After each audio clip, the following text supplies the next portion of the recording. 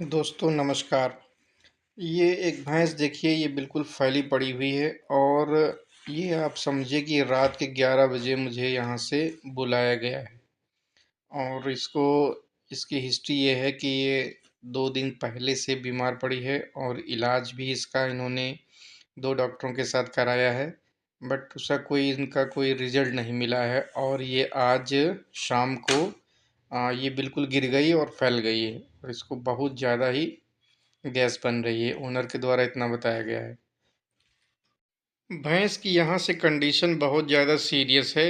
यहाँ से कुछ भी हो सकता था अगर मैं पहुँचता नहीं टाइम से, या अगर ये सवेरे तक वेट करते, सवेरे तक का इंतज़ार करते, तो ये भैंस बच नहीं पाती, क्योंकि इसको गैस बहुत ज़्यादा बन रही थी और गैस एक्यूट टिम्पैनी की वजह से ये एक्सपायर हो जाए।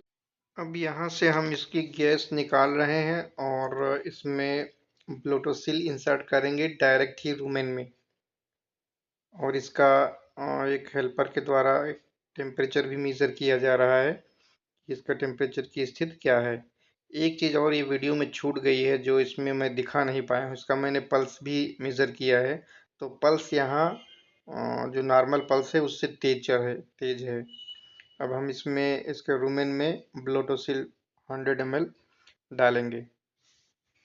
एक्यूट टिम्पैनी के केस में रूमेन का जब बहुत ज़्यादा गैस रूमेन के अंदर बनने लगती है तो फिर वहाँ से क्या होगा, रूमिनल डिस्टेंशन होगा। इससे क्या कहता है, ओवरऑल एब्डोमिनल डिस्टेंशन होगा और थोरैक्सिक कैविटी पर प्रेशर पड़ता है और एनिमल एस्फिक्सिया के चलते कोलैप्स हो जाता है। यहाँ पर टेम्परेचर मेज़र करने के बाद 100.4 डिग्री आया है और इसके पहले अभी मैं इसके शरीर को पूरा आगे से पीछे तक टच करके ये देख रहा था। इसका शरीर जो है वो बिल्कुल ठंडा है और कोई मूवमेंट नहीं, सिर्फ ये केवल अपनी पूँछ चला रही है, इसके अलावा और कोई मस्कुलर मूवमेंट नहीं है। अब यहाँ पर देखिए, हमने इसका सेंसेशन पता किया है। पीछे पैरों में इसको हमने नीडल चुभो के देखा है, पिछले पैरों में और आगे पैर में भी देखा था, उसमें सेंसेशन नहीं है। बिल्कुल सही कुछ मूवमेंट नहीं कर रही, सिर्फ केवल टेल को छोड़ दिया जाए और किसी पोर्शन में मूवमेंट नहीं है। ये हमने हाइपोकैल्सीमिया के लिए इसको सस्पेक्ट किया है। तो अभी हम लोग इसमें माइफेक्स चढ़ाएंगे। जैसा इसके शरीर को छू के लग रहा था कि ये बहुत टेम्परेचर लो होगा, उसके हिसाब से इसका टेम्परेचर लो नहीं है। उसके बावजूद भी मुझे ये मिल्क फीवर के सेकंड स्टेज पे लग रहा है कि ये एनिमल है। थर्ड फेज़ में तो अभी नहीं पहुंचा, क्योंकि पूरी तरीके से ऐसा नहीं कि कोमा में चला गया है या उस तरह से है, कोई रिस्पॉन्स नहीं दे रही है, लेकिन सेकंड स्टेज पे मिल्क फीवर के है। अभी हम लोग माइफेक्स चढ़ा रहे हैं। अगर इस केस को हम लोग सवेरे के लिए रखते तो शायद ये पशु सवेरे तक ना बच पाता, क्योंकि इसमें गैस बहुत ज़्यादा बन रही थी और गैस के चलते ही एक्सपायर हो जाता। हाइपोकैल्सीमिया की वजह से यहाँ पे रूमिनल मोटिलिटी बिल्कुल नहीं है और मोटिलिटी ना होने की वजह से जो रूमेन में कंटेंट है उसमें बराबर फर्मेंटेशन हो रहा है। फर्मेंटेशन की वजह से इसको एक्सेसिव गैस प्रोड्यूस हो रही है और गैस चूँकि निकलती बेल्चिंग से है, तो इस कंडीशन पे वो भी नहीं कर रहा है। तो इसकी वजह से गैस एक्यूमुलेट हो रही है और प्रेशर डाल रही है। गैस को कंट्रोल करने के लिए हमने इसमें 100 ml ब्लोटोसिल और रैनिटिडिन हाइड्रोक्लोराइड 20 ml का इंजेक्शन लगाया है। थोड़ा कंट्रोल हुई है, लेकिन जब हम माइफेक्स इसको दे रहे हैं तब धीरे धीरे हमने अभी ऑब्जर्व किया है आगे कि धीरे धीरे गैस प्रोडक्शन कम होने लगा है और इसकी जो स्मूथ मसल हैं प्लस स्केलेटल मसल्स में एक्टिविटी बढ़ने लगी है।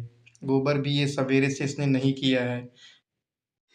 हाइपोकैल्सीमिया या मिल्क फीवर लगभग 3 स्टेजेस में अपीयर होता है। पहले स्टेज में तो अगर थोड़ा कैल्शियम डाउन होता है तो ये जनरली ऑफ फीड हो जाता है पशु और चलने में दिक्कत करेगा, उठने बैठने में भी दिक्कत होती है। पशु बेचैन सा रहता है और उसमें मसल स्ट्रीमर भी मिल सकते हैं। सेकेंड स्टेज में एनिमल जनरली रिकम्बेंट हो जाता है और अपना सिर या तो ये नेक एक्सटेंड करेगा, नहीं तो क्या करता है पशु, ये अपनी नेक को घुमा के फ्लैंक की तरफ रख लेगा। फ्लैंक वॉचिंग कंडीशन में भी पशु बैठ सकता है। इसके साथ साथ गैस भी मिल सकती है, जैसे इस केस में हमको गैस प्रोडक्शन मिल रहा है। ये ज़रूरी नहीं कि सारे सिम्टम मिले सेकेंड स्टेज में, लेकिन यहाँ पे गैस बहुत ज़्यादा बन रही थी। दूसरा, प्यूपिल डायलेट हो सकती है। और जो एक सिम्पटम और मिला था इसमें, जो इसका जो बॉडी सरफेस है ये बहुत ज़्यादा कोल्ड है, बहुत ठंडा है। उसके हिसाब से टेम्परेचर उसका इंटरनल जो रेक्टल टेम्परेचर आया है वो उतना नहीं है। इस पशु को अगर थोड़ी देर अभी बैठाया जाए तो बैठ भी जाएगा, लेकिन ये फिर फ्लैट हो जाता है। थोड़ी देर बैठने के बाद ये बिल्कुल लेट जाएगा। मिल्क फीवर की थर्ड स्टेज में बिल्कुल एनिमल बिल्कुल लेट जाता है और बिल्कुल कोई रिस्पॉन्स नहीं देता है, बिल्कुल कॉन्शियसनेस ख़त्म हो जाती है उसकी। और लग रहा है और ऐसा लगेगा कि पशु बिल्कुल कोमा में चला गया है।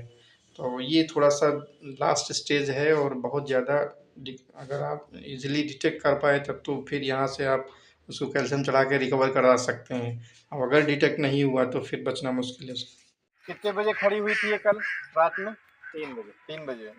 और ये जुगाली उगाली किया था इसने? जी जी।